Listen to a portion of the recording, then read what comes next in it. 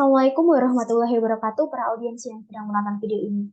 Di waktu ini dan 5 menit ke depannya, saya akan memaparkan sebuah materi yang akan kita pelajari bersama.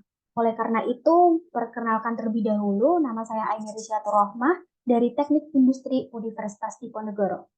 Para audiens semuanya, tahukah kalian bahwa proses produksi listrik pada PT PLN Wika Tanjung Jati B ini tidak hanya memerlukan bahan bakar seperti batu bara dan solar saja, tetapi juga memerlukan spare part untuk menunjang proses pemeliharaannya.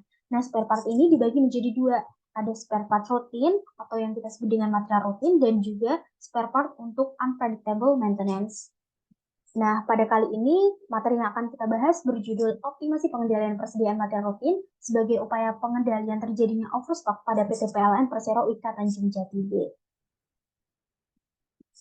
Jika kita lihat pada faktanya, tahun 2021 menurut Kementerian ESDM, konsumsi listrik di Indonesia itu mencapai sekitar 1.121 kWh per kapita.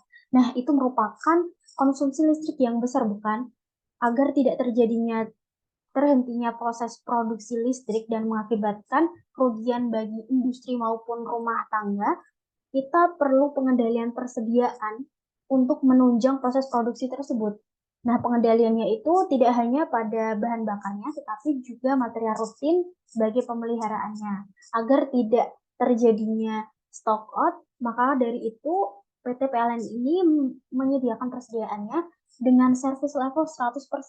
Namun karena persediaan 100% ini banyak terjadi overstock di gudang dan justru mengakibatkan material itu menjadi material dead stock dan mengakibatkan kerugian bagi perusahaan.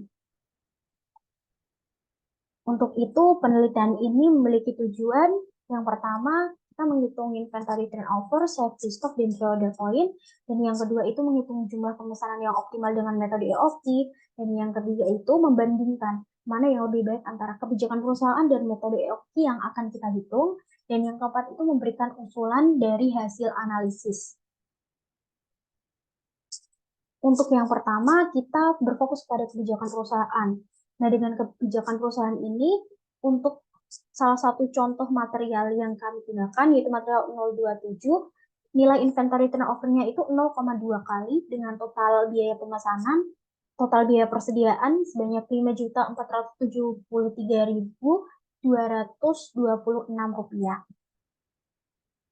Dan untuk metode EOQ, kita menghitung jumlah pemesanan optimalnya dan frekuensi pemesanannya.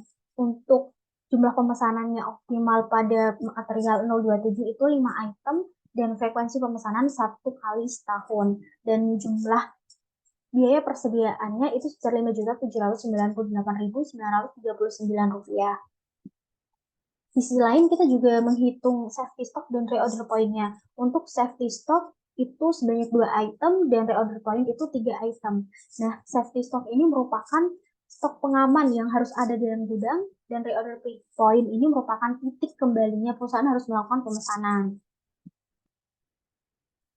Kita sampai kepada intinya, yaitu hasil dari perhitungan data dan dilakukan perbandingan. Yang pertama itu inventory turnover, di mana ini merupakan indikator perputaran materialnya itu baik atau tidak. Dengan metode EOQ ini memiliki nilai inventory turnover lebih tinggi dibanding dengan kebijakan perusahaan, di mana berarti metode EOQ ini lebih baik karena proses perputaran materialnya itu terjadi dengan baik antara perencanaan di awal dan juga perencanaan di akhir itu sudah sesuai. Nah, untuk saldo akhir pesanan di metode EOQ ini dia sebanyak 20 unit dan kebijakan perusahaan 92 unit. Artinya metode EOQ ini lebih baik karena saldo di akhir ini menunjukkan bahwa perencanaan itu sudah baik di awal.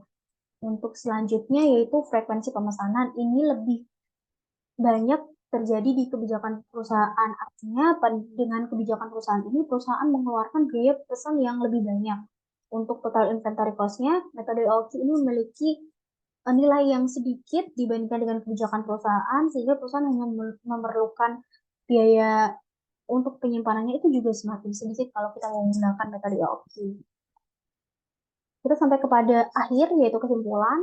Yang pertama, kita sudah melakukan perhitungan inventory turnover, safety stock, dan reorder point. Yang kedua, kita juga melakukan perhitungan jumlah pemesanan yang optimal dengan metode EOKI, dan kita juga telah melakukan perbandingan antara kebijakan perusahaan dan juga metode EOKI, dan diperoleh bahwa metode EOKI ini memiliki keunggulan-keunggulan di antara lain yaitu inventory turnover yang lebih tinggi, total inventory cost yang lebih rendah, saldo akhir yang juga lebih rendah, dan pemesanan kembali yang semakin sedikit dibandingkan dengan kebijakan perusahaan yaitu sebanyak 19 kali.